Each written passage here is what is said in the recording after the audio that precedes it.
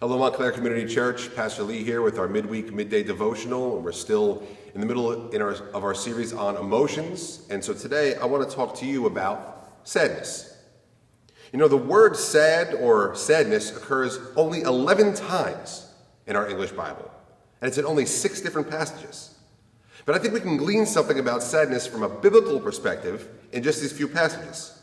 So let's go. The first time we encounter the word sad is in 1 Samuel chapter 1. That's where we find Hannah, the woman of God, who's so upset she's sad because she can't have children. We're told the Lord closed her womb. So she goes to the temple and she starts praying, and in comes the prophet Eli, who sees her there, and he tells her she can go her way because the Lord has heard her prayer. And we're told Hannah was no longer sad. So we see a few things here. We see, number one, that she had a legitimate reason for being sad. She wanted children and couldn't have them. But we also see that just the fact that God heard her prayer took her sadness away. Fast forward, Nehemiah 2 is the next place we see the word sad. And Nehemiah was cupbearer to the king of Persia. Now when Persia beat Babylon, they sent a lot of the Jews back to the promised land. And Nehemiah is sad here because he hears the news of the sorry state of Jerusalem and the desperate state of his countrymen who had gone back after the exile. So he too prays. And when he comes before the king the next time, the king sees his sadness. He asks him, "Why are you sad?" And he tells him why. And the king asks, "Well then, Nehemiah, how can I help?" And Nehemiah says, according to his prayer, he says, "Send me to Jerusalem with the authority to build it back up." And the king does just that. So we see here another legitimate reason for sadness. Nehemiah was saddened by the suffering of his loved ones. And in both cases, in Hannah's case and Nehemiah's case, we see the biblical solution to this kind of sadness. You got to turn to God. You got to pray to God. And you might say, well, that's not the same. I mean, listen, they had God work miracles for them to take away their sadness, right? But that's not really the case. In Hannah's case, all she got was a promise from God, and her sadness was gone. In Nehemiah's case, all he got was an opportunity from God, a chance to work for the kingdom, and his sadness was gone. Now, the next time we see the word sad, it's in the book of Job. Now, if anyone had a reason to be sad, you would think it would be Job, right? But actually, when he uses the word, it's in response to his friend Bildad, who accuses Job of being a sinner because of the condition that he found him in. And Job says, no, I'm not going to have a sad face. Why? Because he knew his condition was not due to God's anger over sin. He knew he was right with God and that his sufferings were not a punishment for sin. So we see here in Job's example that suffering in this present world, they are not a reason for sadness for anybody who is right with God. That's why we are told in the Bible to count it all joy when we face trials, when we suffer. It is a reason for joy, not sadness. Now, the last time we see the word sad in the Old Testament is in the book of Ecclesiastes.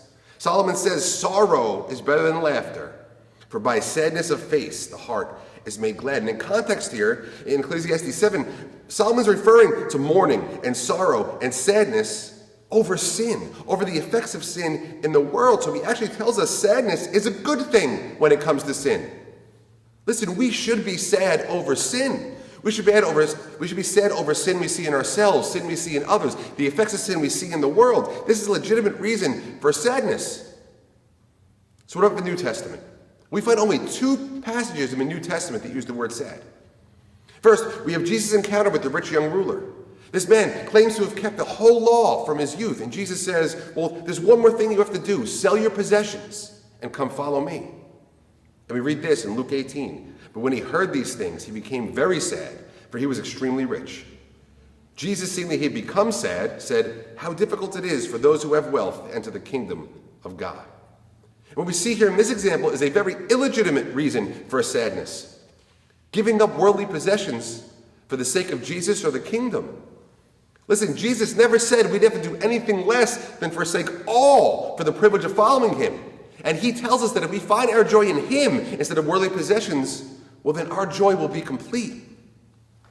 Finally, the very last use of the word sad or sadness in our Bible is at the end of the Gospel of Luke.